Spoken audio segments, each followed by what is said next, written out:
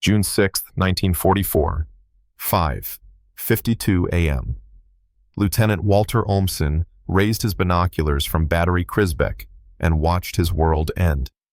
The English Channel, Germany's shield for 5 years, had vanished, replaced by a horizon of steel stretching beyond sight. 7,000 ships, 195,000 sailors, 8 nations united in purpose. When his 210mm Skoda gun fired its first shell at 5:55 a.m., the round fell like a raindrop into an ocean. He whispered into the observation log, "They are unstoppable." The Third Reich had 4 hours left to believe otherwise. June 5, 1944, 11:47 p.m.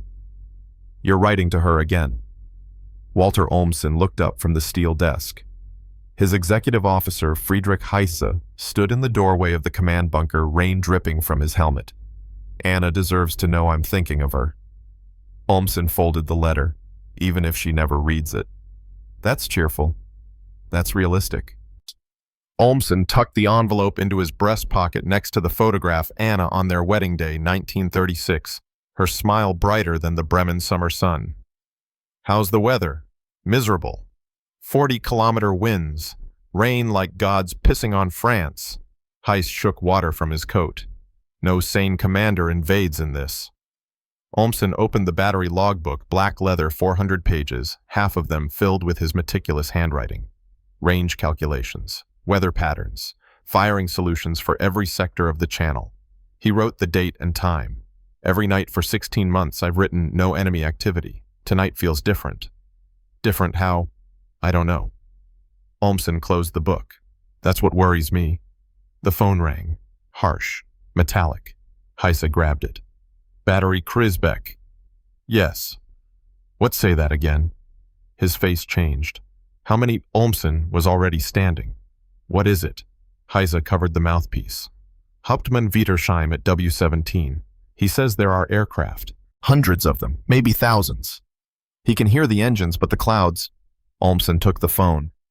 "Wittersheim, this is Olmson. Explain." The voice on the other end was tight, professional, scared. "Sir, the entire sky is vibrating. I've never heard so many engines. Whatever this is, it's massive. Bombers heading inland." "I don't think so, sir. The sound isn't moving. It's circling. It's Christ, there's something in the clouds." A pause. Then parachutes. "I see parachutes." Olmson's hand tightened on the receiver. "How many?" "I can't dozens. No more. They're everywhere." "Sir, I think—" The line went dead. "Friedrich, wake everyone. Full battle stations." "Sir, it's probably just supplies blown off. Now." June 6, 1944, 1:33 a.m. The command post buzzed with voices. Phone calls from every observation post along the coast. Parachutes near Sainte-Mère-Église. Gliders crash landing in fields. Explosions at bridges. Something was happening, something coordinated, but the storm swallowed everything. Gunther Weber, 19 years old and 3 months out of training, stood at the door. "Sir, should we wake the gun crews?" "They're already awake, Weber. Get to gun 1. Check the hydraulics." "In this rain." "You want to fire with broken equipment." Weber disappeared into the darkness. Olmson stared at the map on the wall. Red marks showed German positions. Blue marks, Allied forces across the channel. 21 miles of water. 4 years that water had protected them. Tonight, something was crossing it. The phone rang again. Heiss answered, listened, then hung up without speaking. "Well, that was division headquarters." Heise's voice was flat. "They say we're overreacting. Probably scattered drops blown off course by the wind. Maintain standard alert." "Standard alert?" Olmson laughed a sound without humor. "Friedrich, every battery from Cherbourg to Caen is reporting parachutes and division wants standard alert." "Those are the orders, sir." "Then division is run by idiots." Olmson grabbed his binoculars. "I'm going to the observation post." "Sir, it's pitch black. You won't see anything." "Then I'll listen." Yeah, 4:47 a.m. Olmson stood in the concrete tower 40 meters above the sea. Rain hammered the reinforced roof. Wind shrieked through the gun ports. Below the channel was invisible just blackness and the crash of waves against the cliffs. But he could hear it, beneath the storm, a low rumble, rhythmic, mechanical. Engines. "Sir."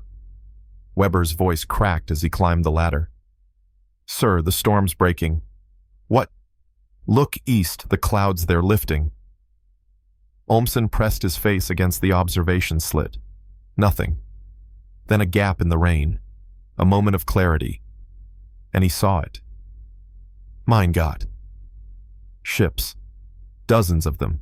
No hundreds. Destroyers. Cruisers. Transports in formations so precise they looked painted on the water. And behind them more.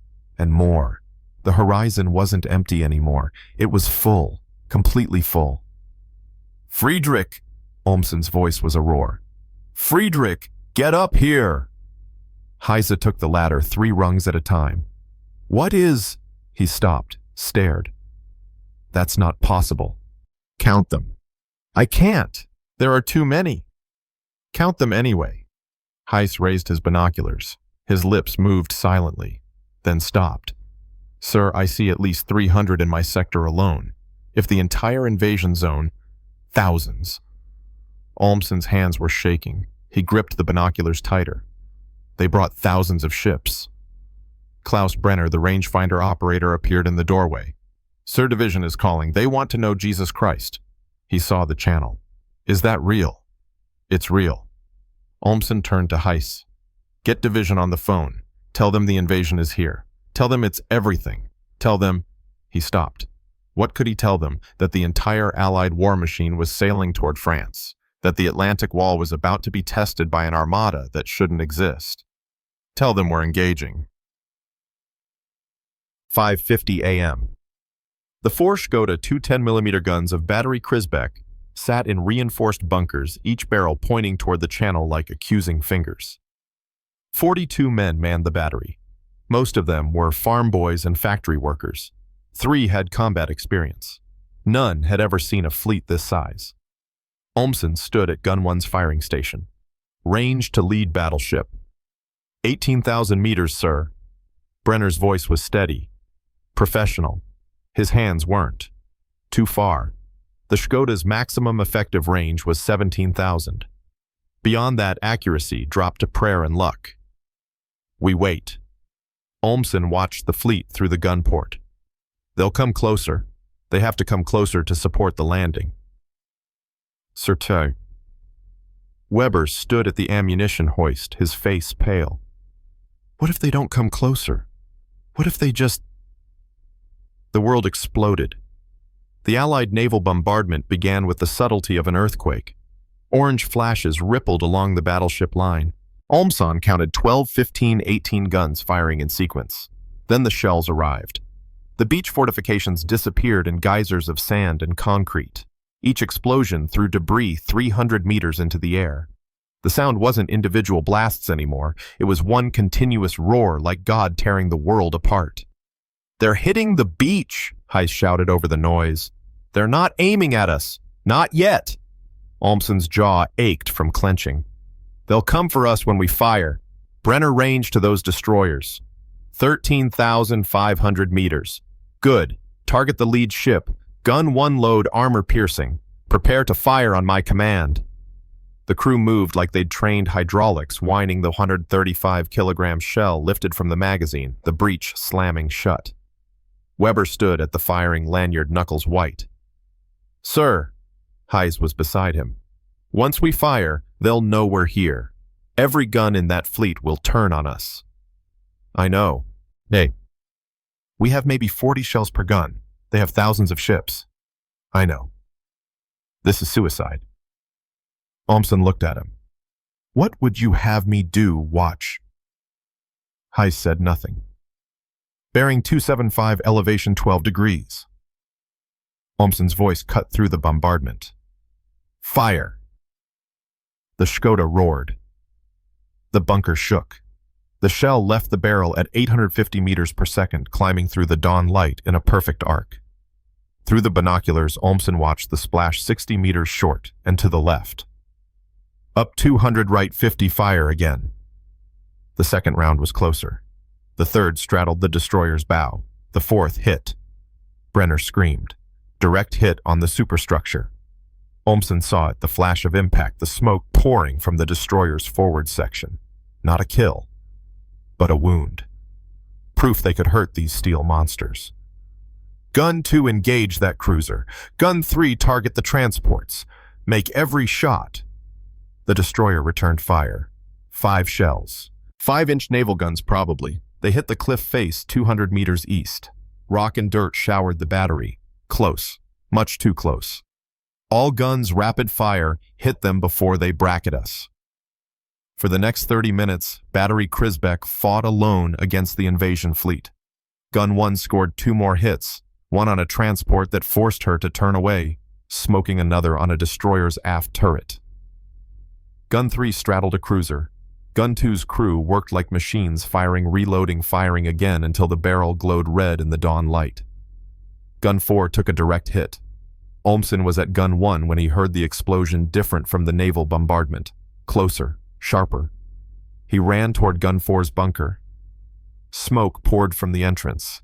The steel door hung twisted on its hinges. Klaus! Klaus! A hand grabbed his shoulder.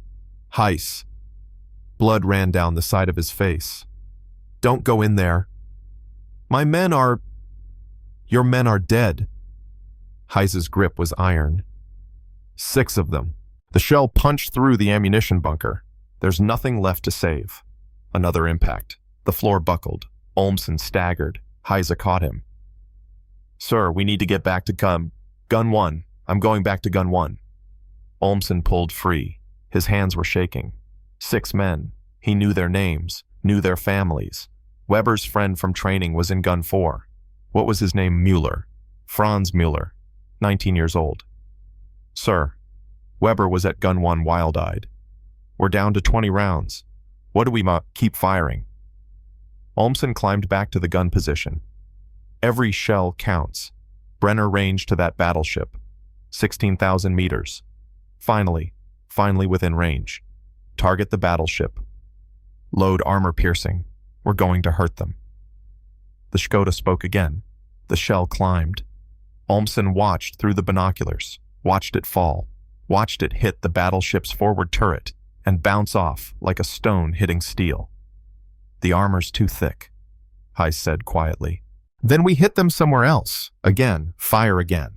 7:15 a.m. The phone rang. Heiss answered, listened. His face went gray. That was Lieutenant Huller, Battery Hamburg. He says they're being engaged by rocket ships. Ships that fire thousands of rockets at once. He says his entire position is being buried. He says... Heiss's voice cracked. He says goodbye. Olmson took the phone. Hans, can you hear me? Static. Then Huller's voice, distant, breaking up. Walter, it's too much. We can't... Tell Maria The line went dead. Olmson stood there, receiver in hand, listening to emptiness. Hans Huller. They'd trained together in 1932, served together in Poland. Hans had a daughter, 7 years old. Maria wanted to be a teacher. Sir, Weber's voice was small.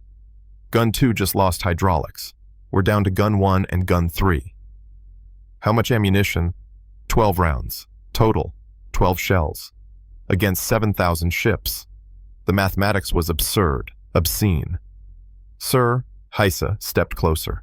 Division is ordering all batteries to fight until overrun or ammunition is exhausted. No retreat, no surrender. Of course they are. Olmson climbed to the observation post one last time. He had to see, had to understand. The channel was still full, more full than before. The landing craft were in the water now, hundreds of them, thousands heading toward Utah Beach like a migration of mechanical fish. Behind them the transports. Behind them the cruisers. Behind them the battleships. And behind them more ships. Always more ships. He pulled out the logbook, opened it to a fresh page, wrote carefully, precisely, June 6, 1944. 07:15 hours. Ammunition critical. Fleet continues to grow. Current estimate minimum 6,000 vessels, possibly 7,000. We are firing at an ocean. The ocean does not notice. Sir, Heiss read over his shoulder. 7,000, that's how many I count. Olmson's voice was flat, dead. The Kriegsmarine has maybe 200 ships total. They built 7,000. 7,000 Friedrich. Do you understand what that means? It means they had time. It means they had factories, shipyards, resources. It means while we were defending, they were building, and they built faster than we could destroy. Olmson closed the logbook, placed it in its protective case.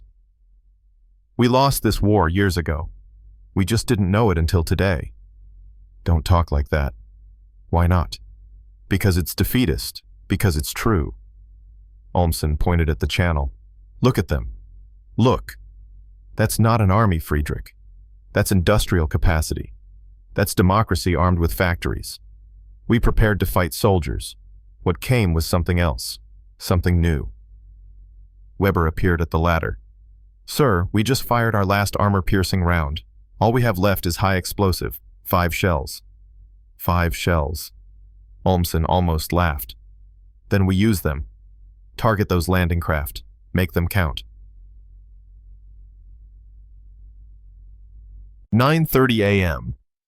Gun 1 fired its final round at 9:17 a.m. The shell arced toward a cluster of landing craft approaching Utah Beach. Olmson didn't see if it hit, didn't care anymore. Set demolitions. His voice was mechanical. We destroy what we can, then we fall back to the secondary line. The men moved slowly, exhausted. They placed explosive charges at the gun breaches and the ammunition bunkers along the observation post's support columns. 42 men had manned this battery at dawn. 31 remained. Olmson took the logbook from its case, opened it one last time, wrote, "We prepared to fight soldiers. What came was factories that could swim. Courage cannot defeat production. Will cannot sink steel. We watched the future destroy the past one shell at a time. Germany lost this war the day it declared war on nations that could outbuild us. Everything since has been epilogue." He signed it, dated it, placed it back in the case and sealed it. Someday someone would find this, would read it, would understand. Surcharges are set. Heiss stood at the entrance. We're ready to evacuate. Olmson took one last look through the observation post. The sea was still covered in ships, still disgorging men and equipment, still functioning with mechanical efficiency. He thought of Anna. Wondered if Bremen was safe. Wondered if she'd gotten his letters. Wondered if she'd understand why he fought even when he knew it was hopeless. He pulled her photograph from his breast pocket. Her smile. That Bremen summer, before the war, before everything. "I'm sorry," he whispered. Then he turned and walked toward the ladder. Behind him, Weber hit the detonator. The explosions rippled through battery Krisbeck. Guns destroyed ammunition. Bunkers collapsed, the observation post cracking and tilting. 31 men walked away from the position they'd defended. Walked inland. Walked toward 2 more months of fighting in the Norman hedgerows. Olmson didn't look back. He knew what was behind him, the Atlantic Wall broken. The channel full of ships, the Third Reich dying one beach at a time. He knew something else too. Something he couldn't say to his men. Something he'd written in the logbook but couldn't speak aloud. They'd lost, not because they lacked courage.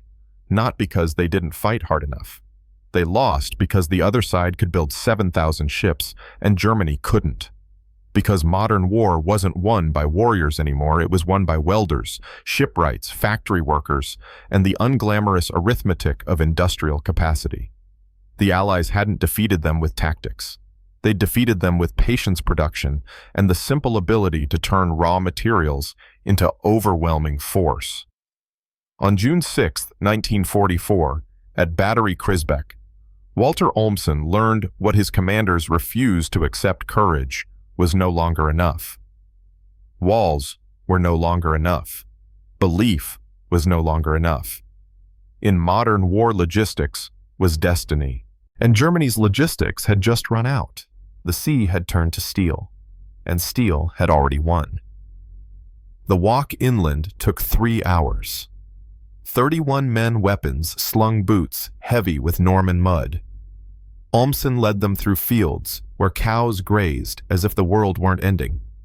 Past farmhouses with shutters closed tight. Past a church where an old woman stood in the doorway watching them pass, her face empty of expression. No one spoke. What was there to say? At 1:45 p.m., they reached the secondary defensive line, a series of trenches and machine gun nests 2 kilometers from the coast. A lieutenant from the 709th Division met them, clipboard in hand, face too young for the responsibility in his eyes. Battery Krisbeck. What's left of it? Olmson saluted mechanically. 31 men, 4 guns destroyed. We held for 4 hours. The lieutenant made a notation. Division wants you to reinforce the line here. The Americans are pushing inland faster than expected. How fast? They're already 3 kilometers from the beach. The lieutenant's voice cracked slightly. In 6 hours. Hayes stepped forward. That's impossible. The beach defenses should have held for days. The beach defenses are gone. The lieutenant looked at his clipboard as if the paper might offer answers. Naval bombardment destroyed most of them before the first soldier landed. The ones that survived. He stopped. Have you seen what they're bringing ashore? We saw the ships, Olmson said quietly. Not just ships. Tanks. Hundreds of tanks. And trucks, more trucks than we have in the entire army group. They're unloading them directly onto the beach. Some kind of floating pontoons. It's like they brought a port with them. Weber spoke up, his voice hoarse. How do we fight that? The lieutenant didn't answer. He just pointed toward the trench line. Take positions there. Wait for orders. Olmson watched him walk away. 22 years old, maybe. Probably dead by tomorrow. They took positions in the trenches. The mud was knee-deep. No one had thought to bring food. Olmson distributed what remained of the battery's iron rations, hard biscuits, ersatz coffee, cigarettes, for those who smoked. Weber didn't smoke. He sat with his rifle across his knees, staring at nothing. You did well today, Olmson told him. 6 of our men are dead, and you're alive because you did your job. Olmson sat beside him. The trench wall was cold against his back. That's all any of us can do. Is it enough? Olmson thought of the 7,000 ships, the ocean of steel, the mathematical certainty of defeat. I don't know. By 4 p.m. they could hear the fighting small arms fire to the east, the heavier crump of tank guns, the occasional scream of artillery overhead. American artillery. You could tell by the volume. The Wehrmacht fired in precise, calculated salvos. The Americans just kept shooting round after round after round, as if ammunition were infinite. Maybe it was. Heiss crawled over, keeping low. I've been talking to the other units. They say the Americans landed 150,000 troops today, maybe more. In one day. Heiss's face was streaked with mud and exhaustion. And they're still coming. The radio intercepts say the ships are running a shuttle service, landing troops going back for more, landing again, like a bus route. Olmson pulled out his logbook. The leather was damp. He wrote anyway. June 6, 1944, 1600 hours. Secondary line. Enemy landed 150,000 troops in first wave. Logistics operation on scale never before seen in warfare. This is not invasion. This is industrial process. What are you writing? The truth. Olmson closed the book. Someone should record it. At 6:30 p.m., the first American patrol appeared. 6 men moving carefully through the hedgerows. They wore uniforms that looked new. Not the threadbare patched clothing of the Wehrmacht, but fresh olive drab, properly fitted with equipment that gleamed. Even their rifles looked different. Heavier, more solid. The German machine gunner opened fire. 2 Americans fell. The others scattered, taking cover, returning fire with a volume that made Olmson's ears ring. Then came the mortars, rapid, accurate, walking up the trench line with mechanical precision. Pull back, someone screamed. Pull back to the next position. They ran. 31 men became 27 in the span of 3 minutes. Olmson didn't see who died, didn't have time. They fell back 200 meters to another trench line, this one already occupied by a company from the 352nd Division. The company commander was a hop man, maybe 40 years old, with the look of a man who'd stopped believing in victory sometime around Stalingrad. "You're the coastal battery." "Yes, sir." "How bad is it?" Olmson met his eyes. "We counted 7,000 ships, sir, maybe more. We couldn't count them all." The hopman closed his eyes, opened them. 7,000. "Yes, sir." "And Division wants us to hold this line with 2 understrength companies and no armor support." "Yes, sir." The hopman laughed a sound like breaking glass. "Well, orders are orders." He turned to his men. "Dig in. If they want this field, they'll pay for it." But the Americans didn't pay. They simply called in naval gunfire. The first shells arrived at 7:15 p.m. Olmson was filling canteens from a stream when the air began to scream. He dove flat. The ground erupted 50 meters away, then 30, then 10. Dirt and rocks rained down. Someone was screaming. Someone was always screaming. When it stopped, and it took 15 minutes to stop, the trench line was gone. Just gone. Erased. Replaced with overlapping craters, each one large enough to hide a truck. Brenner crawled out of a shell hole, blood running from his nose. That was from the ships. That was from the fleet. How can you tell? The size of the craters. Only naval guns make holes that big. He spat blood. They can hit us from 20 kilometers away. We can't even see them. The hopman emerged from what was left of his command post. Half his face was burned. "Fall back," he said calmly. "Fall back to the next line. Leave the wounded. We don't have time." "Sir, we can't just—" "Those are my orders, Oberleutnant. Follow them or I'll shoot you myself." They left 9 men behind. Olmson could hear them calling as the company withdrew, calling for help, for water, for their mothers. By midnight, the calling had stopped. The night was chaos. American planes overhead dropping flares that turned night into day. Artillery falling constantly, not targeting specific positions, just blanketing entire areas with steel and high explosive. And through it all, the sound of engines, trucks, tanks, half-tracks, a mechanical symphony that never stopped, never paused, never gave them a moment to breathe. At 2:30 a.m., Olmson's group linked up with the remnants of 3 other companies. Maybe 200 men, total exhausted, low on ammunition, commanded by a major who'd lost his left arm somewhere during the retreat. The major gathered the officers in a barn. Someone had lit a kerosene lamp. In the yellow light, their faces looked like skulls. "Gentlemen," the major said, "I'll be brief. We're ordered to hold this position until 0600, then fall back to the Carentan line. That gives us 3.5 hours. "What are we holding against?" someone asked. "The 4th Infantry Division, American. Approximately 22,000 men supported by armor and naval gunfire. We have 200 men and 12 machine guns. I'm aware of the mathematics." The major's voice was cold. "I'm also aware that our orders come from Divisional Command, which comes from Corps, which comes from Berlin. If you'd like to discuss the tactical situation with the Führer personally, I'm sure he'd be delighted to hear your opinion." No one laughed. "We hold for 3.5 hours. Then we retreat. Understood." They held for 2 hours and 17 minutes. The Americans came at 4:47 a.m. just as the sky was beginning to gray, but they didn't come like soldiers. They came like a factory production line, systematic, organized, overwhelming. First, the artillery barrage, 45 minutes of sustained fire that pulverized every building, every tree, every square meter of earth. Then the tanks grinding forward in a line, crushing hedgerows like they were made of paper. Then the infantry moving behind the tanks, using them as mobile cover. The German defenders fired everything they had. Machine guns, Panzerfausts, rifles. It didn't matter.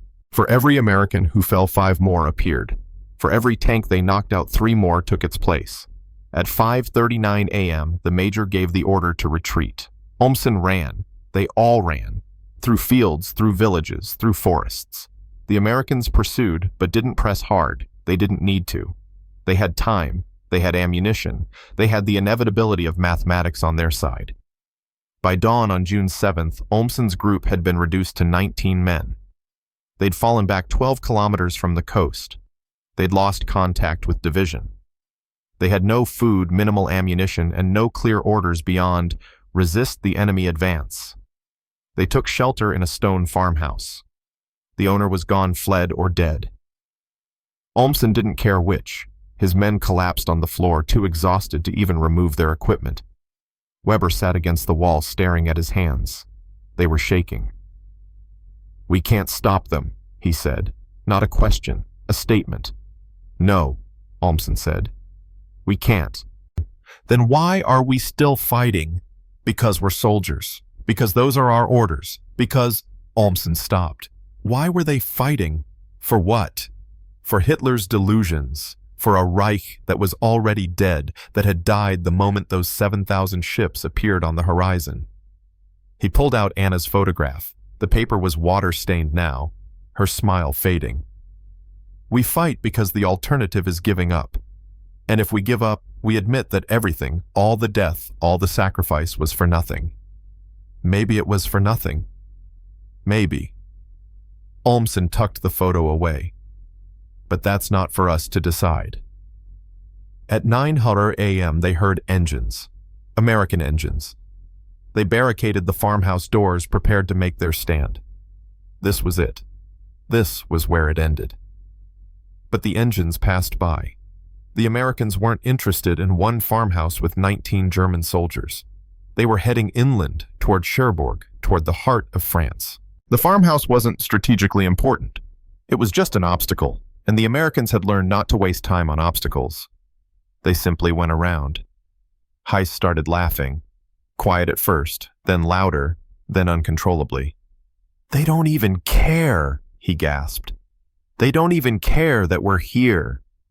And that was somehow worse than being attacked, being ignored, being irrelevant. Olmson opened his logbook. The pages were damp, but he could still write. June 7th, 0900 hours. The Americans passed our position without engaging. We are no longer worth their ammunition. This is what defeat looks like, not death, but irrelevance. Through the farmhouse window, he could see the road. American trucks rolled past in an endless convoy, supplies, ammunition, reinforcements.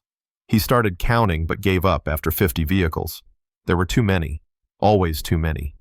Brenner joined him at the window. "Sir, I've been doing calculations. Based on what we've seen, the Americans are landing approximately 30,000 tons of supplies per day. That's more than the entire Wehrmacht receives for the Western Front. How is that possible? It's not possible. It shouldn't be possible." Brenner's voice was hollow. "But they're doing it anyway. They built floating harbors, sir, artificial ports right there in the ocean. I saw photographs in the intelligence briefing. Concrete sections, each one the size of a 5-story building. They towed them across the channel and assembled them like children's blocks." Olmson thought of the Atlantic Wall. 5 years to build. Millions of cubic meters of concrete. Thousands of guns. The greatest defensive fortification in history. The Americans had bypassed it by bringing their own harbor. "We built walls," he said quietly. "They built ports. We prepared for the last war. They invented a new one." And that afternoon, a runner found them a corporal from division headquarters, face gray with exhaustion.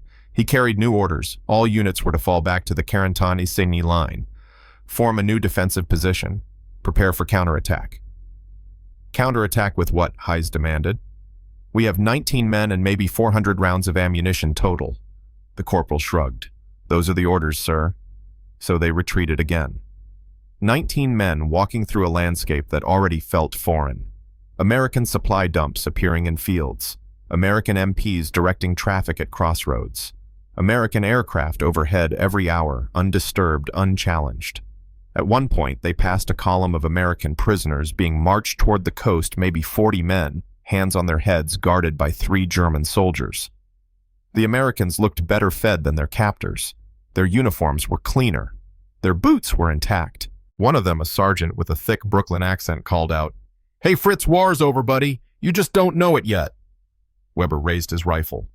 Olmson pushed the barrel down. "Save your ammunition." "But he's right." Olmson kept walking. The war is over. We're just still fighting it. By June 10th, Olmson's command had grown to 43 men survivors from half a dozen different units, all mixed together, all equally lost. They held a position along the Vire River for 3 days, then fell back when American armor crossed upstream. They held another position in a village whose name Olmson never learned, then fell back when naval gunfire reduced the village to rubble in 40 minutes. Each time they retreated, the American presence grew stronger. More troops, more vehicles, more supplies stacked in endless rows. And behind it all, visible from any high ground, the channel itself still full of ships, still disgorging men and equipment still functioning with the mechanical efficiency of an assembly line. On June 15th, Olmson received orders to report to a command post 10 kilometers south. When he arrived, he found a staff meeting in progress. Colonels and generals, their uniforms still pressed, despite everything arguing over maps. A general with cold eyes turned to him. "You're the artillery officer who observed the initial landing." "Yes, sir." "Your report claimed 7,000 ships. Surely that's an exaggeration." Olmson met his gaze. "Sir, if anything, it was an underestimate. I counted what I could see. There were more beyond the horizon." "That's impossible. No power on Earth can assemble that many vessels." "With respect, sir, they did. I watched them do it." The general's face darkened. "Your defeatism is noted, Oberleutnant. You're dismissed." Outside the command post, Heiss was waiting.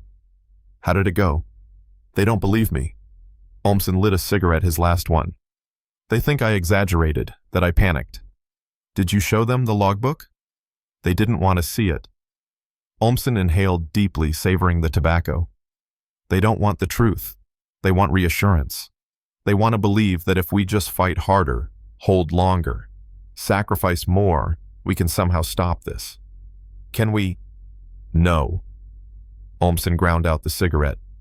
"We lost the moment we declared war on nations that could outbuild us. Everything since June 6th has just been counting the cost." That night, in a dugout that smelled of damp earth and desperation, Olmson wrote his final logbook entry from Normandy, June 15, 1944. 10 days since the landing. We have fallen back 23 kilometers. Casualties 60%. Ammunition critical. Morale broken. The Americans advance not through tactics, but through resources. They have more of everything. More men, more tanks, more shells, more food, more fuel. We fight with courage. They fight with capacity. And in modern war, capacity always wins. This is not a battle. It is an industrial process. We are not soldiers anymore. We are raw materials being fed into a machine that transforms blood into territory. The machine does not tire. The machine does not doubt. The machine simply continues, inevitable as mathematics, unstoppable as time itself. He closed the book. Outside, he could hear the rumble of engines. American engines, always American engines, the sound that never stopped. In the darkness, someone was praying. Someone else was crying.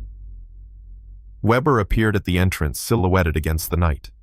"Sir, they're saying Rommel is coming, the Desert Fox himself. He'll turn this around. He always does." Olmson looked at the young man's hopeful face and didn't have the heart to destroy it. "Maybe," he said. "Maybe he will." Shia. But in his pocket, Anna's photograph had dissolved into pulp. In his logbook, the truth was written in careful handwriting. And on the horizon, the sea was still full of ships, still feeding the machine that would grind the Wehrmacht into dust. Rommel arrived on June 17th. Not to Olmson's sector, they were too far down the chain of command for that, but word spread fast through the shattered remains of the Wehrmacht. The Desert Fox had returned from leave. He'd inspected the front. He'd seen what they were facing. And according to the rumors, he'd wept. Olmson didn't believe it at first. Rommel weeping. The man who'd chased the British across North Africa, who'd nearly taken Cairo, who'd become a legend for his tactical brilliance. But then a staff officer from Panzer Lehr Division arrived at their position. His face haunted and confirmed it. "I was there," the captain said. His name was Helmut Lang. He'd been Rommel's aide in Africa. We were in his car driving back from La Roche-Guyon. The field marshal was quiet the entire trip. Then about 10 kilometers from headquarters, he told the driver to stop. We pulled over near a hill overlooking the coast. He got out, took his binoculars, looked at the beaches for maybe 15 minutes. And, Heiss pressed. Lang's hands shook as he lit a cigarette. He lowered the binoculars, turned to me. His eyes were wet. He said, "Lang, we've lost. Not just the battle, the war. I've seen logistics before, but this is something new. They're not fighting us. They're processing us. And you cannot defeat a process with tactics." The words hung in the air. Processing. Like they were raw materials. Like the war had become an industrial operation. "What did you say?" Olmson asked. I didn't say anything. What could I say? Lang inhaled deeply. On the drive back, he dictated a letter to von Klug. I wrote it down. He said the situation was hopeless, that we needed to seek peace terms immediately, that every day we continued fighting was murder, not warfare. Did he send it? Yes. Lang's laugh was bitter. Von Klug assented to Berlin. The response came back 2 days later. Continue fighting with fanatical determination. Signed by Hitler himself. Weber, who'd been listening silently, spoke up. But Rommel's right, isn't he? We can't win this. Of course he's right, Lang ground out his cigarette. But rightness doesn't matter. Orders matter. Belief matters. The Führer's will matters. Facts. He spat. Facts are defeatist.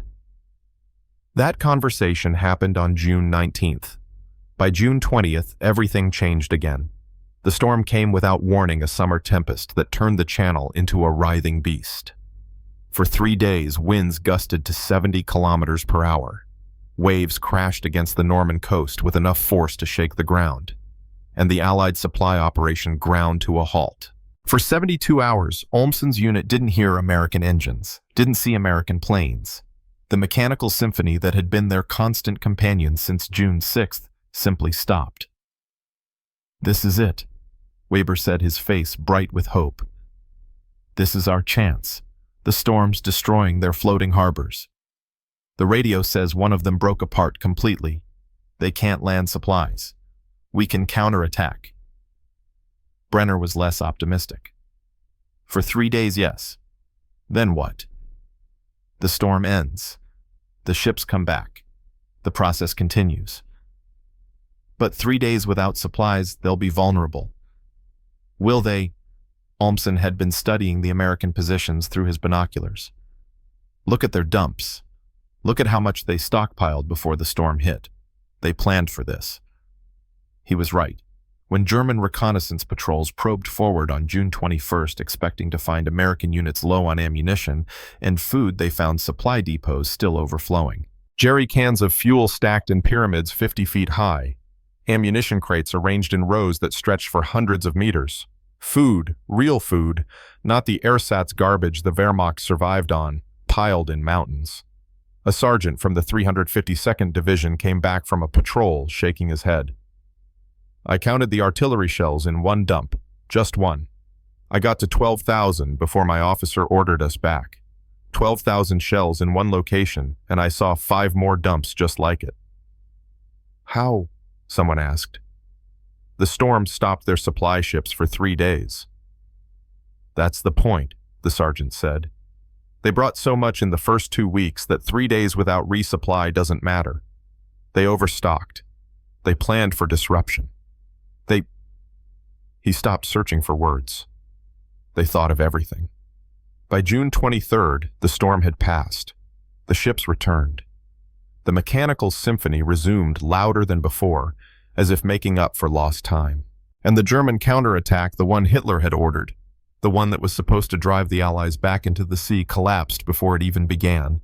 Olmson watched it happen from a forward observation post near St. Lo. The attack was scheduled for 5:30 hours on June 25th. 4 panzer divisions, the best Germany had left, would strike at the junction between the American and British forces, split the Allies, roll them up from the flanks, destroy their supply lines. On paper, it looked brilliant. In reality, it was a death sentence. The panzers assembled in the darkness of June 24th. Olmson could hear them, the rumble of engines, The squeal of treads, the shouts of commanders positioning their vehicles. The plan called for 600 tanks. Intelligence reports suggested maybe 380 actually showed up. The others had broken down, run out of fuel, or been destroyed by air attacks during the approach march. At 0520 hours, 10 minutes before the attack was scheduled to begin, the American artillery started. Olmson had experienced American artillery before. This was different.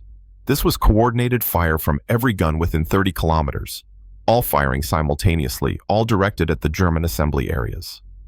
The sound was continuous thunder. The earth shook like it was having a seizure. Flames rose into the pre-dawn sky. Through his binoculars, Olmson watched panzer after panzer explode, not from direct hits, but from the sheer volume of fire saturating every square meter of ground. A Tiger tank, 56 tons of the most advanced armor in the world, took a direct hit from a 155mm shell and simply disintegrated. How did they know? Heise was beside him, shouting over the bombardment. How did they know exactly where we were assembling? Olmson didn't answer. He was watching the sky. American reconnaissance planes circled overhead completely unmolested. The Luftwaffe was nowhere to be seen. The Americans could observe every German movement in real time, then call down artillery, with coordinates accurate to 10 meters. The counterattack lasted 47 minutes. By 0617 hours, it was over. 200 German tanks destroyed or disabled. 3,000 casualties. The survivors retreated to their starting positions or tried to American fighter bombers, caught them in the open, adding to the slaughter. That afternoon, Olmson was summoned to a divisional briefing. When he arrived, he found a room full of officers, all wearing the same expression of shell-shocked disbelief. The divisional commander, a colonel whose name Olmson never learned, stood at a map board. His hand trembled as he pointed to positions. "Gentlemen, I'll be frank. The counterattack failed, completely. We lost 50% of our armor in less than 1 hour." "How?" someone demanded. "We had tactical surprise. We had nothing." The colonel's voice cracked. "They knew we were coming. Their reconnaissance flights spotted our assembly areas 2 days ago. They simply waited, positioned their artillery, and destroyed us before we could even engage." He paused. "Gentlemen, I've been a soldier for 23 years. I fought in the Great War. I thought I understood modern warfare. I was wrong. What the Allies are doing here isn't warfare as we know it. It's industrial management. They're applying factory efficiency to combat. And we were still fighting like it's 1918. An SS officer stood up, face red with anger. "This is defeatist talk. We need more determination, more willpower." "We need more tanks," the colonel shouted. "More fuel, more ammunition. We need air support. We need—" He stopped, sat down heavily. "We need what they have, and we don't have it. Germany doesn't have it. We lost the capacity war years ago. We're just paying the bill now." The room fell silent. Outside, the rumble of American trucks continued. Always the trucks, always the engines. The sound of industry grinding them into dust. Olmson raised his hand. "Sir, may I ask a question?" "Go ahead, Oberleutnant." "The Americans, how much ammunition do they have?" "For their artillery, I mean." The colonel laughed a sound without humor. "According to our intelligence, each American artillery battalion has enough ammunition stockpiled for 60 days of sustained combat operations. 60 days. Do you know how much a German artillery battalion has?" No one answered. 3 days, if we're lucky. We ration our shells like misers. They fire them like they have a factory attached to every gun. Because they do. They have factories back in America churning out shells 24 hours a day. We have factories being bombed into rubble. He stood. "This briefing is over. Return to your units. Hold your positions as long as possible. That's all we can do." As they filed out, Brenner caught up to Olmson. His face was gray. "Sir, I did calculations last night based on what we've observed. And the Americans are landing 40,000 troops per day, every day, plus 6,000 vehicles, plus thousands of tons of supplies." Brenner's voice dropped to a whisper. "We're losing 2,000 men per day to casualties, but we're only receiving 300 replacements per day. Sir, the mathematics is clear. We're being bled white. In 60 days, there won't be enough Wehrmacht left in Normandy to hold a single village. 60 days. Olmson did the math in his head. That's early August. Yes, sir. And then France falls. And then Germany falls. It's just arithmetic now. That night, Olmson wrote in his logbook by candlelight. His hands were steady. The fear had burned out of him weeks ago, replaced by something colder. Acceptance, maybe. Or just exhaustion. June 25th, 1944. The counterattack failed. We threw our best remaining armor against their positions and achieved nothing except adding to the casualty lists. The problem is clear now. We are fighting a 20th century war with 19th century logistics. They have mechanized everything: supply, communication, fire support. We still rely on horses. 40% of our transport is horse-drawn. They have 650,000 trucks in theater. We have perhaps 20,000, and half of those don't run. This is not a battle of tactics. It is a battle of productive capacity. And productive capacity cannot be conjured from willpower or determination. It requires factories, resources, and time. We have none of those things. They have all of them. He closed the book. Outside, someone was singing a sad song about going home. Olmson wondered if any of them would see home again. On June 29th, the Americans captured Cherbourg. The port city had been fortified for years, garrisoned by 21,000 troops stocked with ammunition and supplies. The defenders were ordered to hold for months to deny the Allies a major port, to force them to continue relying on the vulnerable beach supply lines. It fell in 12 days. When the news reached Olmson's position, Heise threw his map on the ground. 12 days. 12 days for a fortress that should have held until autumn. They used naval gunfire, a signals corporal explained. He'd intercepted American communications. Battleships. They parked offshore and fired 500 shells into the port defenses. Then they bombed it with 1,000 planes. Then they sent in the infantry. The garrison never had a chance. What about the port facilities? Olmson asked. Did our engineers destroy them before surrendering? Completely. Every crane, every loading dock, every fuel dump demolished. The Americans will need months to repair it. Good. Heise picked up his map. At least we denied them something. The corporal's face went strange. Sir, that's the thing. The Americans don't seem to care. According to the intercepts, they're still landing 30,000 tons of supplies per day through the beaches. Cherbourg was just a bonus. They don't need it. They wanted it, but they don't need it.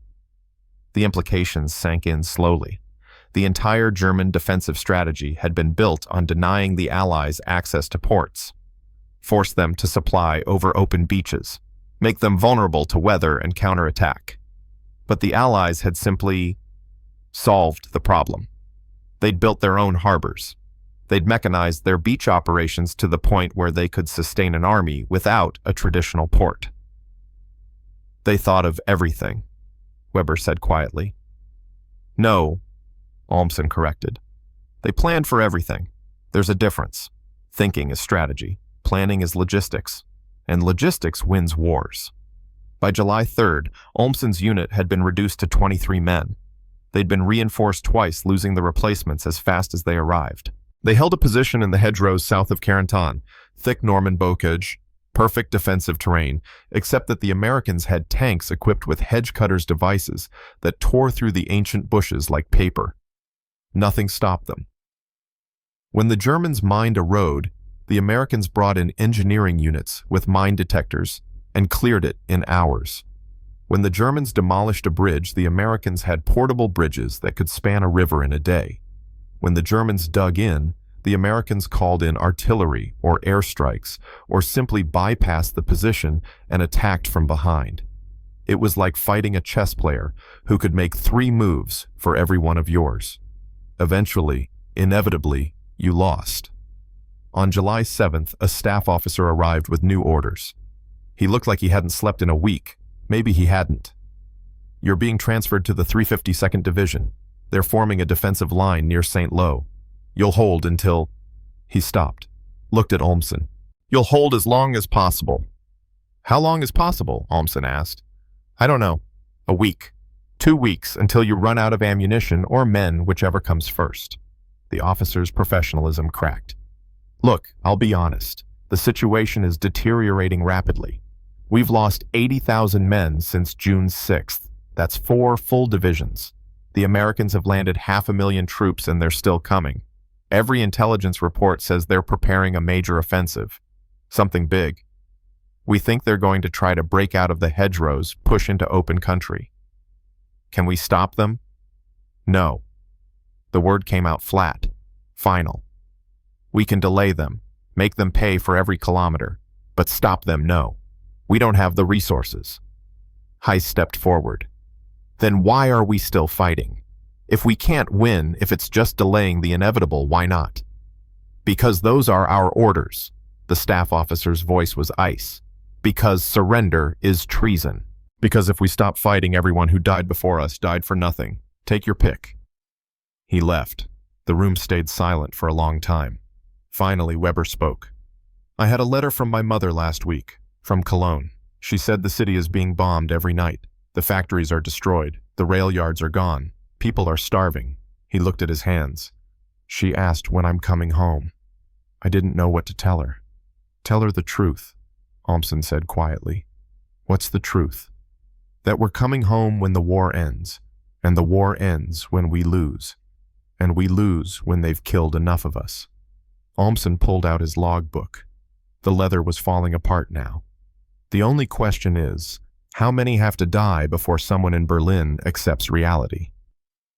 On July 18th, the Americans launched Operation Cobra. Olmson's unit wasn't directly in the path. They were positioned 5 kilometers east of the main assault, but they could see it, could hear it, could feel it in their bones. It began with the largest aerial bombardment in history, 1 to 500 heavy bombers, 380 medium bombers, 550 fighter bombers, 430 aircraft, total dropped 3,300 tons of explosives on a 5-kilometer-wide section of the German line. The bombardment lasted 1 hour. Olmson watched it from a church tower in St. Lo, watched the sky darken with planes, watched the earth below simply disappear beneath a blanket of explosions. Fire rose hundreds of meters into the air. The sound was beyond description, beyond noise, beyond thunder, beyond anything human language could capture. When it was over, the German defensive line in that sector had ceased to exist. 30,000 men dead wounded or so shell-shocked they could barely stand.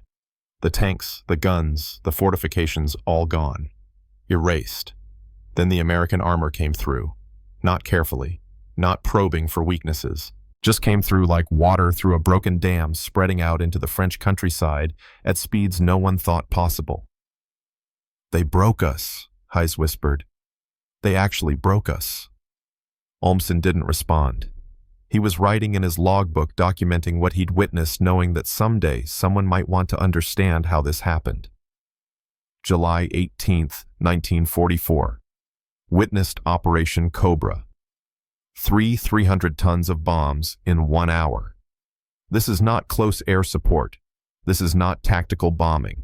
This is the industrial capacity of an entire nation focused on a 5-kilometer target. The Americans did not outfight us. They did not outthink us. They simply outproduced us to the point where tactics became irrelevant. They turned warfare into a math problem. Apply enough force to any section of line and that section collapses. Then apply more force to the next section. Repeat until the enemy runs out of sections. Courage cannot solve this equation. Neither can tactics. Only matching production can solve it, and we cannot match their production. We never could. By July 25th, American forces were pushing into open country. The hedgerow fighting was over. The breakthrough had succeeded, and the Wehrmacht in Normandy was disintegrating. Olmson's unit retreated with everyone else, a chaotic mess of soldiers from a dozen different divisions, all mixed together, all falling back toward Paris. They fought delaying actions, set up positions, fired until the Americans brought up artillery, then retreated again, over and over. On August 2nd, they got trapped. The Americans had moved faster than anyone expected, cutting off the road to Paris. Olmson's unit, along with maybe 50,000 other German soldiers, found themselves in a pocket near Falaise, surrounded, cut off. with American and British forces closing in from all sides. The orders from Berlin were clear: breakout. Fight through. Escape at all costs. But the reality was different. The reality was that they were trapped in a killing zone with Allied artillery raining down constantly and fighter bombers attacking anything that moved. Olmson stood on a hill overlooking the pocket. Below, he could see German soldiers trying to organize defenses, trying to find a way out. But there was no way out. The pocket was tightening. The artillery was getting more accurate. The end was approaching with mathematical certainty. "Sir," Brenner approached, his uniform torn, his face covered in soot. "I've been talking to other units. Everyone's saying the same thing. We have maybe 2 days before the pocket closes completely. After that..." He didn't finish. "After that, we're prisoners or corpses." Olmson completed the thought. "How many men are trapped here?" "Estimates vary. 50,000, maybe more." 50,000. An entire army, about to be destroyed not through superior tactics, but through superior logistics, superior coordination, superior industrial capacity. The Americans had simply moved faster, supplied, better coordinated, more effectively. They'd turned war into a business operation, and the Wehrmacht was being liquidated like a failed company. That night, as artillery fell like rain and fires burned across the pocket, Olmson wrote his final entry in the logbook. August 2nd, 1944. Trapped in Falaise pocket. 50,000 men. No escape. The Americans did not defeat us through courage or tactics. They defeated us through organization, through planning, through the ability to coordinate 500,000 men and 100,000 vehicles across a front hundreds of kilometers wide. This is modern warfare. This is industrial warfare. Individual bravery means nothing. Unit cohesion means nothing. What matters is supply lines coordination and the capacity to replace losses faster than the enemy can inflict them. Germany never had that capacity. We were doomed from the moment we challenged nations that could outbuild us. Everything since has been epilogue written in blood. He closed the logbook for the last time. Around him, men prepared for the breakout attempt that everyone knew would fail. Weber cleaned his rifle. Hayes studied a map by flashlight. Brenner calculated firing solutions for battles they'd never fight. And in the distance, always in the distance, the sound of engines. American engines. The mechanical heartbeat of an industrial democracy that had learned to turn factories into weapons more devastating than any bomb.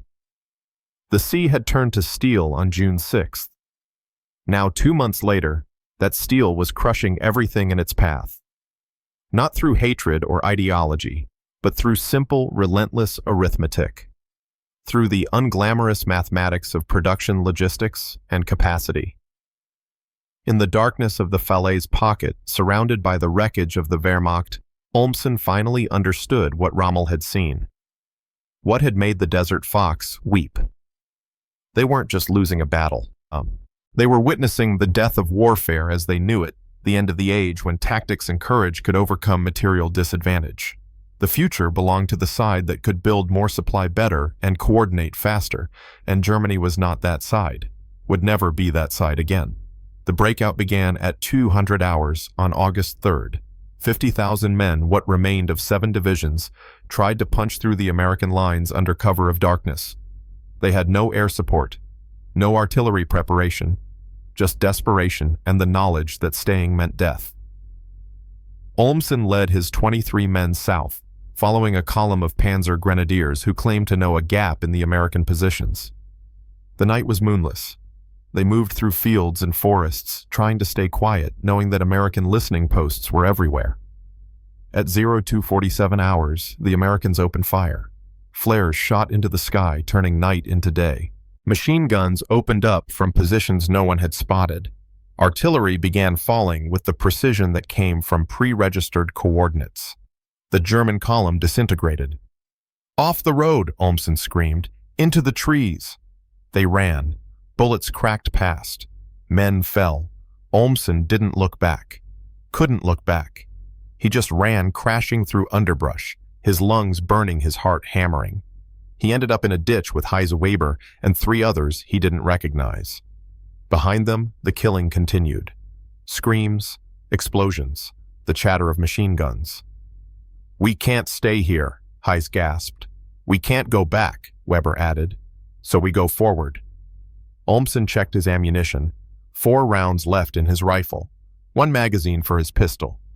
"We move quiet, we move fast, and we don't stop until we're through their lines." They moved east away from the main American positions, hoping to find a seam in the encirclement.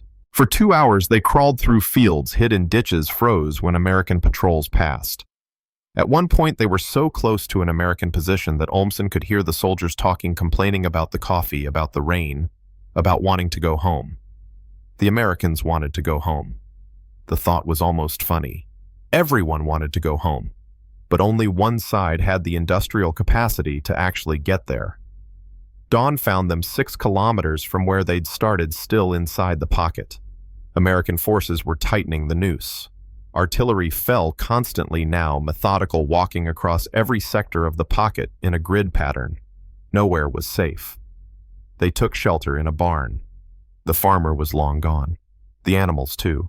Just empty stalls and the smell of old hay. "Sir, we need a plan." Heise's voice was hoarse. "We can't just wander around hoping to find a way out." Olmson pulled out his map. It was outdated, the positions marked on it meaningless now. "The Americans are here, here, and here," he pointed. "British forces are closing from the north, Canadians from the east. We're in a box 20 kilometers wide, getting smaller every hour. So what do? We wait until dark, try again, keep trying until we get through, or..." He didn't finish. "Or we surrender," Weber said quietly. The word hung in the air. Surrender, treason, cowardice. Everything they'd been taught to despise. But also survival. Also going home. Also seeing mothers and wives and a life after this nightmare. "I'm not surrendering," one of the other soldiers said. His name was Koch. Olmson didn't know his unit. "I'd rather die fighting than spend the war in some camp." "You might get your wish," Heise muttered. They rested, tried to sleep, but couldn't. The artillery was too loud, too close. At 1100 hours, a shell hit the barn's roof. The entire structure shook. Burning timbers fell. They evacuated, running into the open, exposed. An American fighter bomber spotted them. Olmson heard the engine scream before he saw it, a P-47 Thunderbolt diving low, machine guns already firing. The ground erupted in geysers of dirt. Koch went down, his body torn apart. The others scattered. Olmson found himself in a crater alone, covered in mud, ears ringing. He stayed there for 20 minutes, too terrified to move, while the fighter bomber made 3 more passes over the area. When it finally left, he crawled out. Found Heise and Weber hiding in another crater nearby. The other 2 soldiers were gone.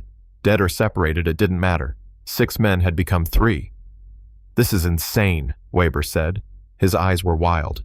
"We're going to die here. We're going to die for nothing. We're going to die if we don't move." Olmson checked his compass. "East. We go east. Maybe we can reach the Canadian lines.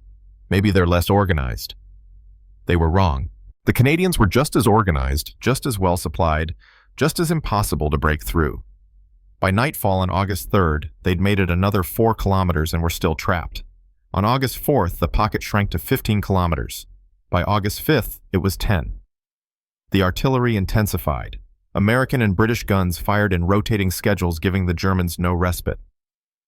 Sleep became impossible. Food was gone. Water was scarce. Men fought over canteens. Olmson's group had grown to 12 survivors from different units, all banded together for survival. They moved constantly, trying to stay ahead of the collapsing perimeter. At night, they attempted breakouts. Every attempt failed. The Allied forces had sealed every gap, covered every approach, turned the pocket into a killing ground. On August 7th, they found themselves in a forest south of Troon. Maybe 5,000 German soldiers were there, the remnants of multiple divisions, all exhausted, all knowing the end was near. A colonel from the 2nd SS Panzer Division had taken command. He gathered the officers in a clearing.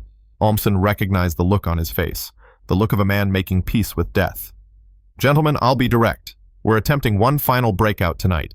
Everything we have all at once hitting the Canadian positions at Troon. It's our last chance." "What are our chances?" someone asked. 10%, maybe less." The colonel's voice was steady.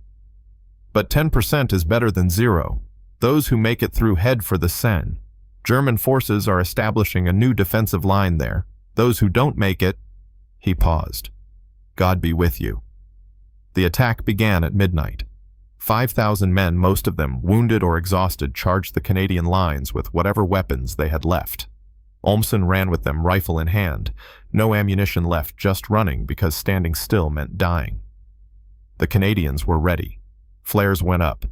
Machine guns opened fire from dug-in positions. Artillery began falling not blindly, but with practiced precision, hitting the German formations before they even reached the Canadian lines.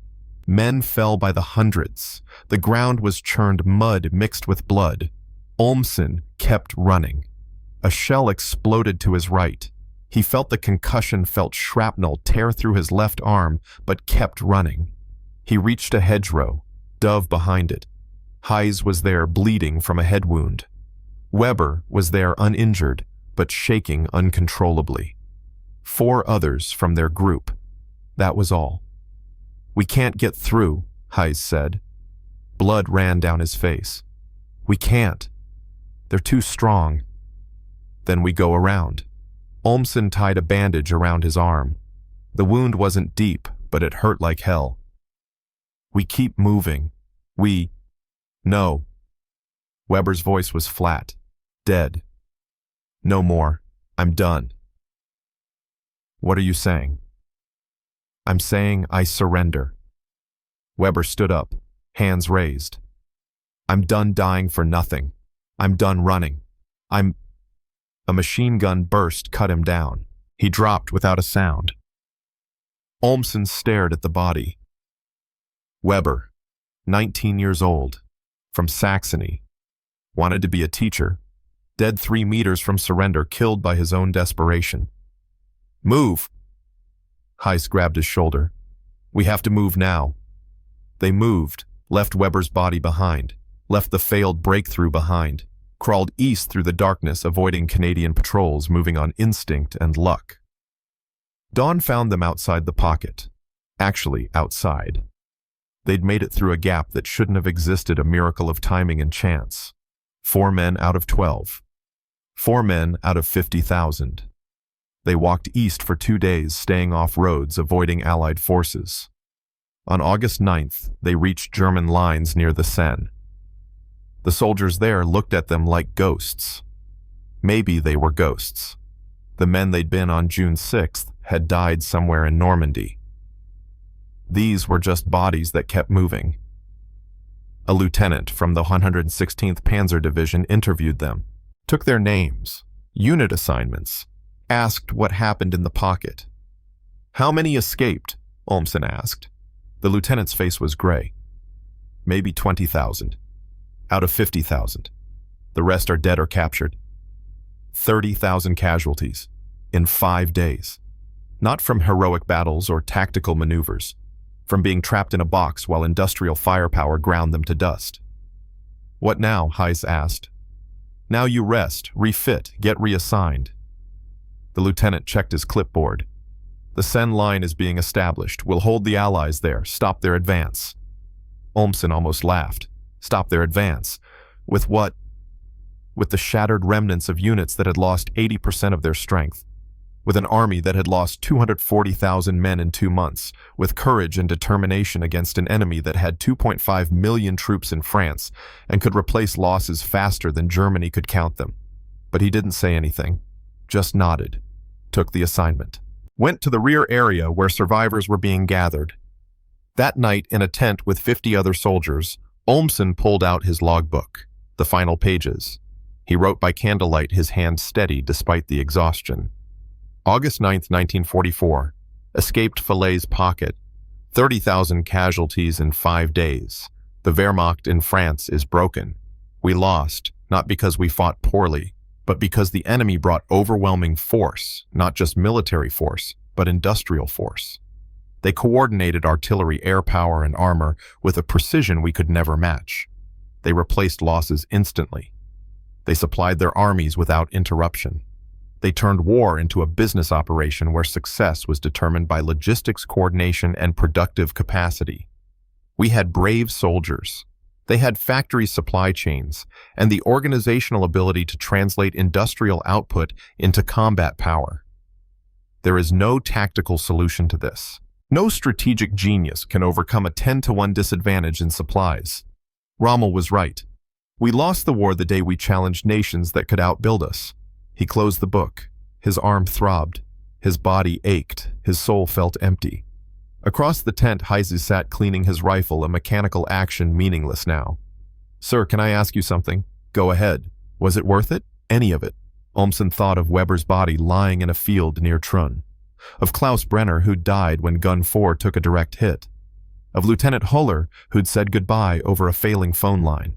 Of 50,000 men who'd been trapped and slaughtered in the Falaise pocket. Of Germany itself being ground under the wheels of Allied industry. "No," he said quietly. "It wasn't worth it. None of it was worth it. We fought for a lie. We died for a madman's delusions. And the only lesson anyone will learn is that war in the industrial age goes to whoever can build the most tanks, produce the most shells, and organize the biggest supply chain. Courage doesn't matter anymore. Tactics don't matter anymore. What matters is factories and logistics and the unglamorous arithmetic of capacity." That's a depressing thought. That's the truth. Olmson lay back on his cot. On June 6th, I watched 7,000 ships cross the channel. I counted them. I wrote it down. And in that moment, I knew we'd lost. Everything since has just been confirming what I already knew. Industrial capacity is military capacity. Democracy armed with factories will always defeat dictatorship armed with slogans.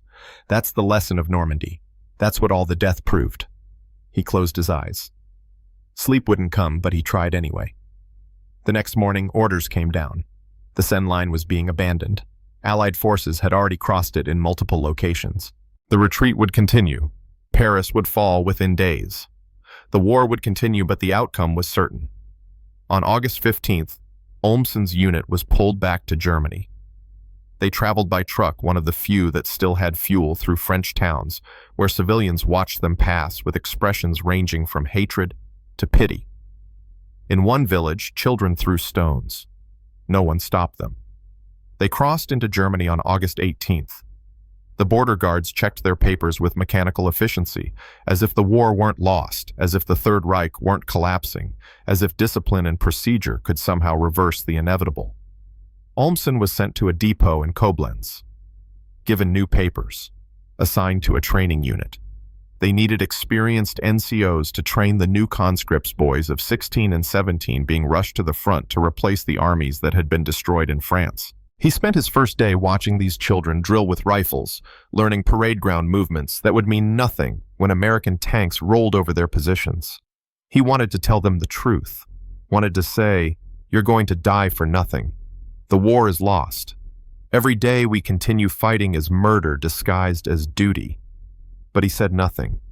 Orders were orders. Discipline was discipline. And the machine kept grinding, kept consuming young lives, kept pretending that will could overcome mathematics. On August 25th, Paris fell.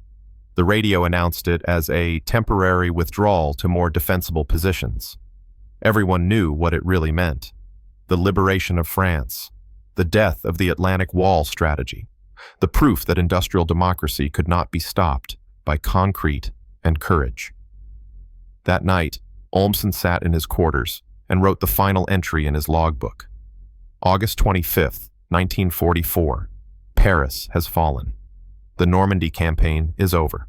Germany lost 240,000 men, 500 tanks, 500 guns, and any illusion that we could win this war.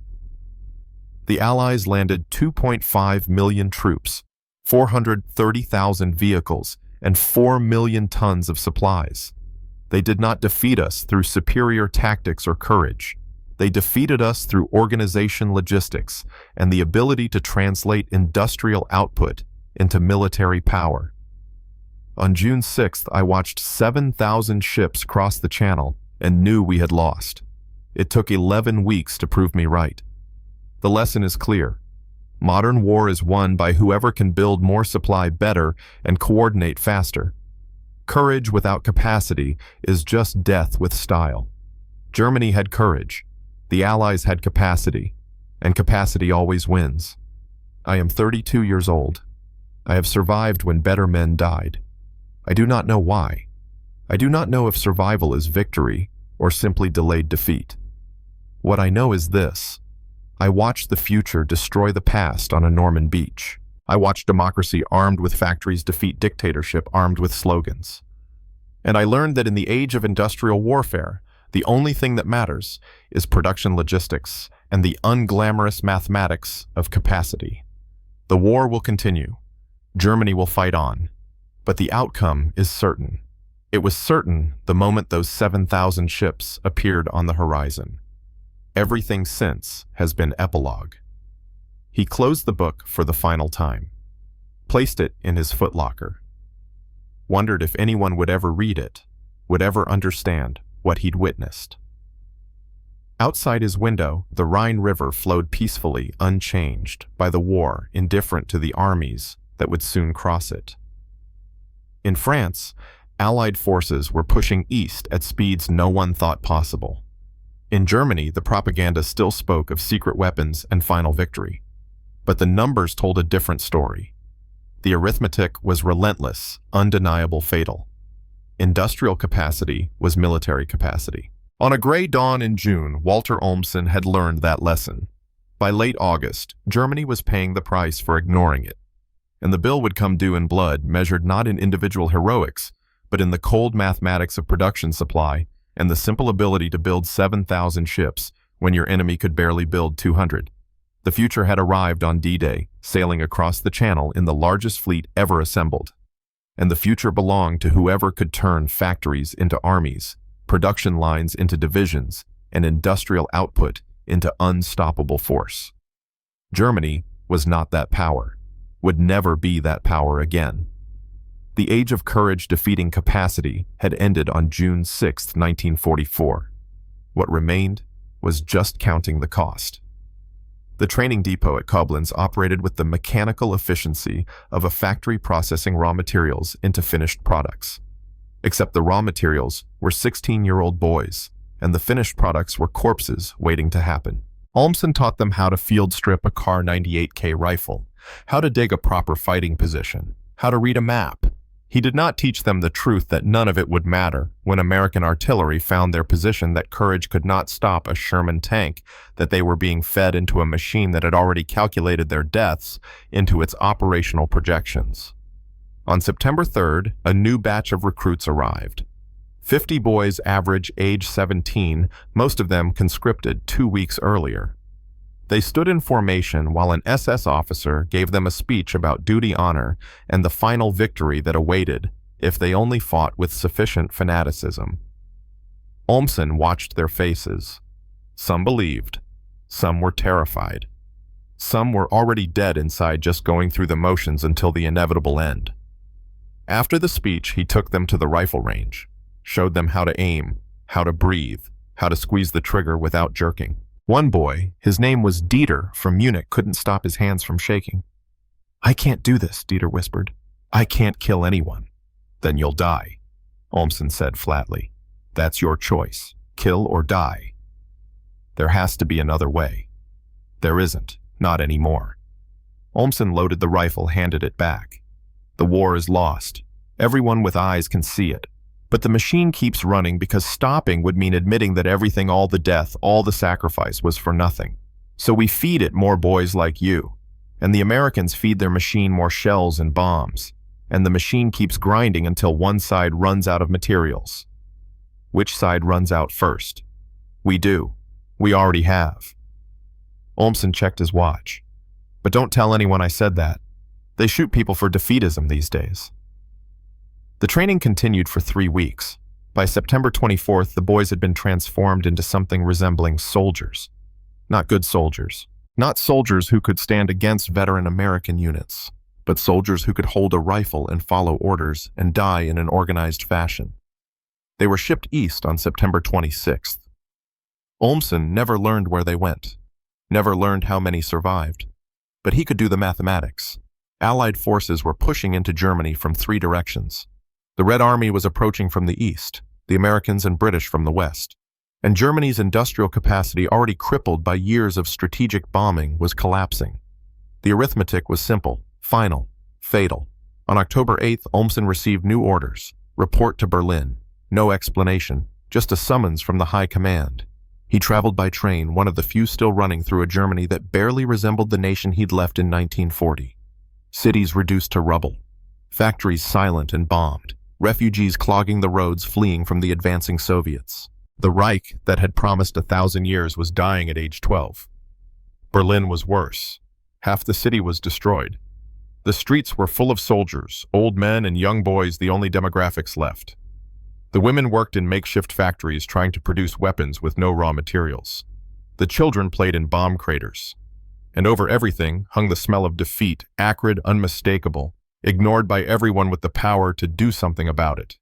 The High Command building was still standing, protected by anti-aircraft batteries and the fiction that institutional authority mattered. Olmson reported to a colonel whose desk was covered with maps showing red arrows pointing toward Berlin from every direction. Oberleutnant Olmson, Battery Krisbeck, D-Day veteran. The colonel read from a file. You wrote extensive observations about the invasion, very detailed, very analytical. Yes, sir. Some would call it defeatist. Some would call it accurate, sir. The colonel's lips twitched. Not quite a smile. You're being transferred. Special assignment. We're establishing a historical documentation unit. Recording accounts from veterans. For future study. Future study of what, sir? How we lost. How we fought. The colonel closed the file. The war will end. Everyone knows that, even if no one says it. But the history that matters. Someone needs to record what happened, what we learned, what worked and what didn't. Everything didn't work, sir. That's what we learned. Then write that down. The colonel handed him papers. Report to Spandau Citadel. There's a team there interviewing veterans, compiling after-action reports. Your logbook from Normandy has already been forwarded. They want you to expand on it. So Olmson spent October and November in a stone fortress talking to survivors, writing their stories, documenting the collapse of the Wehrmacht in meticulous detail. He interviewed a tank commander who'd lost 3 Panthers in one day to American fighter bombers, an infantry officer who'd watched his entire company get annihilated by naval gunfire, a logistics sergeant who explained how the Wehrmacht had tried to supply an army with horse-drawn carts while the Allies used trucks by the tens of thousands. Every story confirmed what Olmson already knew. The war had been lost not through tactical failures but through industrial inadequacy. Germany had built a military for 1939. The Allies had built one for 1944. And when those two forces collided, the outcome was never in doubt. On December 16th, news arrived that Germany had launched a massive counteroffensive in the Ardennes. The last reserves, 3 armies, 200,000 men, 1 through 400 tanks thrown at the Americans in Belgium. The goal was to split the Allied armies, capture Antwerp force, a negotiated peace. The officers at Spandau were excited. This was it, the turning point. The moment that would prove German will could overcome Allied material superiority. Olmson read the operational plans and shook his head. It's going to fail. How can you be so sure? Demanded a major who'd somehow avoided combat for the entire war. Because I've seen what the Americans can do. Because this offensive assumes they'll panic and retreat like the French in 1940. But they won't. They'll call in reinforcements. They'll redirect their supply lines. They'll bring up reserves faster than we can exploit any breakthrough. And then they'll surround our spearheads and destroy them, just like Falaise. That's defeatist talk. That's mathematics. Olmson pulled out his logbook, the one he'd kept since June 6th. The Americans landed 2.5 million troops in France. They've brought in 4 million tons of supplies.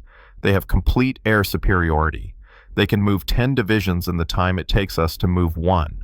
This offensive will succeed for maybe 3 days. Then the weather will clear, then their planes will fly, and then—" He stopped. "Then it ends, like everything else ends, with German casualties and American resilience and the inevitable conclusion that capacity defeats courage. The Ardennes offensive succeeded for 6 days. Then the weather cleared. American aircraft filled the skies.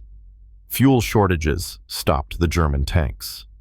Allied reinforcements arrived, and by January 1945, the offensive had collapsed, costing Germany 100,000 casualties it could not replace and burning fuel reserves that would never be replenished. Olmson recorded it all, interviewed the survivors, documented the failure, added it to the growing archive of evidence that the Third Reich had lost the war the moment it challenged industrial democracies that could outproduce, outsupply, and outlast it. In February 1945, the Soviets reached the Oder River, 60 kilometers from Berlin. In March, the Americans crossed the Rhine. By April, the Reich had shrunk to a few hundred square kilometers of rubble and delusion. On April 20th, Hitler's birthday, Olmson was ordered to evacuate to Bavaria with the documentation unit. They loaded trucks with files, reports, logbooks, everything they'd compiled.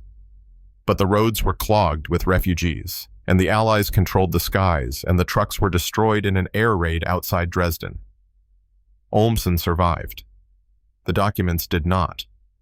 7 months of work, thousands of pages of testimony, the complete record of how Germany had lost the war, all turned to ash in 30 seconds. He stood in the smoking crater where the trucks had been and started laughing. Couldn't stop. Laughed until tears ran down his face. Heiss, who'd been reassigned to the documentation unit 2 months earlier, grabbed his shoulders. "Sir, we need to move. The Soviets are— Let them come." Olmson's laughter died. "What does it matter? The work is gone. The truth is gone. And even if it survived, no one would believe it. They'd say we were making excuses, that we lost because we weren't fanatic enough, weren't determined enough. They'd never accept that we lost because we couldn't build 7,000 ships." "Your logbook. You still have it." Olmson pulled the battered leather volume from his coat. Water-stained, torn, but intact. "One book, against an ocean of lies. What good is that?" "It's the truth," Heiss said quietly. "That's worth something." They walked west, away from the Soviets, toward the American lines. On April 28th, they encountered an American patrol near the Elbe River. The soldiers were young, well-fed, carrying weapons that looked like they'd just come from the factory. Their uniforms were clean. Their boots were intact. "You guys surrendering?" the patrol leader asked in heavily accented German. "Yes," Olmson replied in English. He'd learned it in school decades ago. "The war is over." "Not officially. Not for a few more days." It was over on June 6, 1944. Everything since has been epilogue. The American radioed for a truck. While they waited, one of the soldiers offered Olmson a cigarette, American tobacco, rich and smooth. Not the ersatz garbage the Wehrmacht smoked. "You were in Normandy?" "Yes, I watched your fleet arrive." "That must have been something." "It was everything." Olmson inhaled deeply. "It was the moment I knew we'd lost. The moment I understood that modern war isn't won by tactics or courage. It's won by whoever can build more ships, produce more shells, and organize bigger supply chains. You won because you could. We lost because we couldn't. Everything else is just details." The American looked uncomfortable. "We lost a lot of good men taking those beaches." "I know. We killed many of them. But it didn't matter. You could replace your losses. We couldn't. That's the equation that decided everything." The truck arrived. Olmson and Heiss climbed in with a dozen other German prisoners. As they drove toward a POW camp, Olmson looked back at the Elbe River, the line where American and Soviet forces would meet, where Germany would be divided, where the next war's front line was already being drawn. He pulled out his logbook, added one final entry. April 28th, 1945. Surrendered to American forces. The war is effectively over. Germany lost 5 million military dead plus countless civilians. The cause: we challenged nations that could outproduce us by factors of 10 or 20 to 1. We believed will could overcome material disadvantage. We were wrong. On June 6, 1944, I watched 7,000 ships cross the English Channel and knew this moment was inevitable. It took 11 months to arrive, but mathematics cannot be denied. Industrial capacity is military capacity. Democracy armed with factories will always defeat dictatorship armed with slogans. This is the lesson of World War II. I doubt anyone will learn it. The POW camp was near Regensburg. 30,000 German prisoners guarded by maybe 300 Americans. The guards were relaxed, almost bored. They had no fear of the prisoners because they had no reason to fear. The war was over. The arithmetic had concluded. The machine had stopped. Olmson spent 3 months in the camp. The Americans provided adequate food, medical care, even books. In June, they began processing prisoners for release. Olmson was interviewed by an American intelligence officer, a captain with thick glasses and a New York accent. "So, you're the guy who counted the ships on D-Day?" "Yes." "How many did you count?" 7,000, give or take." The captain whistled. "That's pretty close to the actual number. We had 6 939 vessels in the invasion fleet. How'd you count so accurately under combat conditions?" "Training, discipline, and the knowledge that I was witnessing something historically significant." Olmson met his eyes. "I'm an artillery officer. Counting is what I do." "Your logbook is pretty detailed. We've been reading it. Some of our analysts want to interview you for a study they're doing on the campaign." "What kind of study?" "How the logistics worked, how we sustained operations, how we coordinated supply across multiple beaches, that kind of thing." The captain leaned back. "Your observations are useful because you saw it from the other side. You saw what worked and what didn't." So Olmson spent 2 more months being interviewed, answering questions, helping American analysts understand how their own system had functioned so effectively. He explained how German commanders had underestimated Allied logistics capacity, how the floating harbors had changed everything, how the sheer volume of American supplies had demoralized German troops who couldn't understand how any nation could waste resources so freely. "We weren't wasting them," one analyst explained. "We were using them. That's the key insight. You saw waste. We saw investment. Every shell fired, every gallon of fuel burned, every ration consumed. That was our industrial capacity being converted into combat power. And because we could produce faster than you could destroy, the math inevitably favored us." "I understand that now," Olmson said. "I understood it on June 6th, actually. But my commanders never did. They kept thinking tactics could overcome logistics, that will could defeat capacity. They were wrong. They died wrong. And Germany died with them." He was released on September 15, 1945. Given papers. Told to report to the British occupation zone. He took a train to Bremen, or what remained of Bremen. The city was 70% destroyed. His house was gone. His street was rubble. He found Anna in a displaced persons camp. She'd survived the bombing barely. When she saw him, she didn't cry, didn't smile, just held him while he shook. "I thought you were dead," she whispered. "I thought I was too, many times." Was it worth it? Any of it? The same question Weber had asked a lifetime ago in Normandy. Olmson still didn't have a good answer. No, it was never worth it. We fought for lies. We died for delusions. And the only thing we proved is that industrial democracies can outproduce industrial dictatorships. That's not a lesson worth 5 million German lives and 50 million lives worldwide. They rebuilt. Slowly. Anna worked as a nurse in the British sector. Olmson found a job with a construction company clearing rubble, building new structures on the graves of the old. Germany was divided. The Cold War began. And the world moved on as it always did, forgetting the lessons that had been written in blood. But Olmson didn't forget. He kept his logbook. And in 1954, when a historian from the University of Bonn contacted him about the Normandy campaign, he agreed to be interviewed.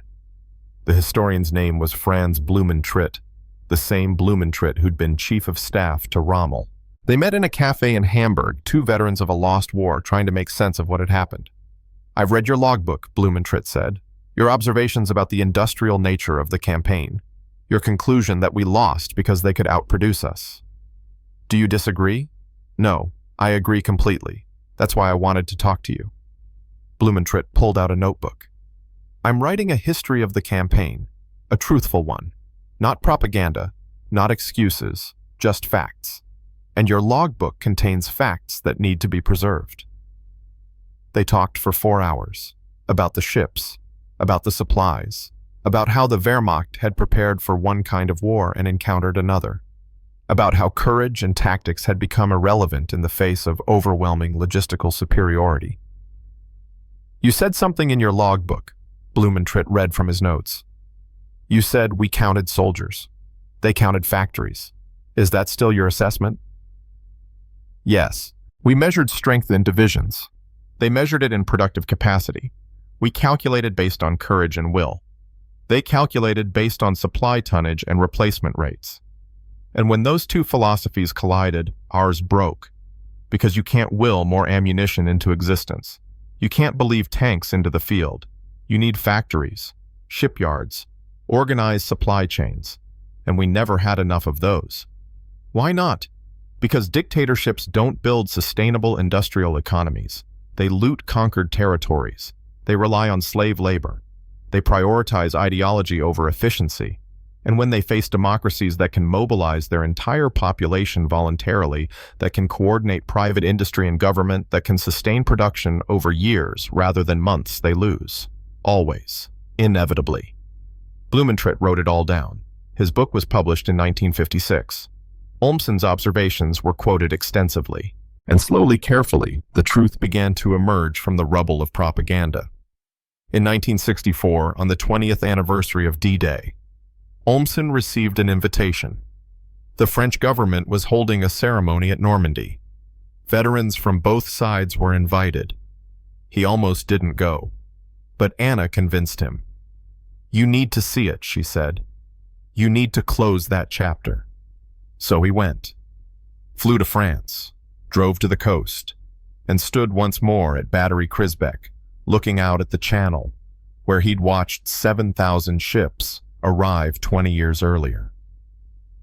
The observation post was still there, scarred by shellfire, but intact. Someone had placed a plaque.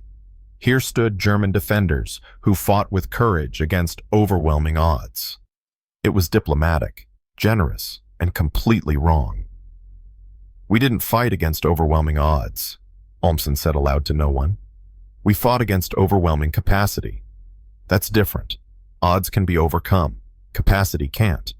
Not when the disparity is 10 to 1. An American veteran approached. He was maybe 50 years old, wore a jacket with unit patches. "You were here on D-Day?" "Yes, I was the artillery officer commanding this position." "I was on Utah Beach, 4th Infantry Division." The American extended his hand. "I guess we were trying to kill each other that day." Olmson shook it. "You succeeded. We didn't. You sank a few of our ships. We lost men taking this position eventually." "Eventually. That's the word that matters." Olmson looked at the Channel, still there, still blue, unchanged by the war. "You kept coming. We ran out of ammunition. That's the story of the entire campaign. You could sustain operations indefinitely. We couldn't. Mathematics decided everything." They stood in silence watching the waves. Two veterans of opposing sides united by the understanding that they'd been caught in forces larger than individual courage or fear. "Do you think it meant anything?" the American asked. "All the death, all the fighting. It meant that industrial democracy survived, that dictatorships were defeated, that the world learned temporarily that aggressive war costs more than anyone can afford." Olmson paused. "Whether that lesson lasts is another question. Humans forget. They always forget. In 50 years, someone will look at this beach and see a tourist attraction, not a killing ground. They'll read about D-Day in books and think it was glorious. They won't understand that it was arithmetic, that young men died because their nation couldn't build enough ships. Is that what you want them to remember? I want them to remember the truth. that modern war is won by production logistics and capacity, that courage without supply lines is just death, that will without resources is just waste, that the side which can turn factories into armies fastest wins every time. Olmson pulled out his logbook, 40 years old, now pages yellow with age. I wrote it all down, the numbers, the observations, the moment I knew we'd lost. Someone should remember. Someone should understand that on June 6, 1944, the age of courage ended and the age of capacity began. He left the logbook with a French museum. They promised to preserve it, to include it in their records, to let future generations understand what one German officer had witnessed. Olmson died in 1982 in Bremen, in the same city where he'd been born 70 years earlier. His obituary mentioned his service in World War II. Didn't mention the logbook. Didn't mention that he'd counted 7,000 ships and understood what they meant. But the logbook survived. It's still there in Normandy, available for researchers who want to understand not the glory of D-Day but its mathematics, the cold equations that determined that democracy armed with factories would defeat dictatorship armed with slogans. The simple truth that industrial capacity is military capacity, and no amount of courage can overcome a 10-to-1 disadvantage in production. On June 6, 1944, Walter Olmson watched the sea turn to steel and knew his world had ended. Not ended in flame or glory, but ended in arithmetic, in the unglamorous calculation that whoever can build 7,000 ships can also build everything else necessary to win a war. And whoever cannot build those ships cannot win no matter how hard they fight. The beaches are quiet now, the guns are silent, the bunkers are tourist attractions.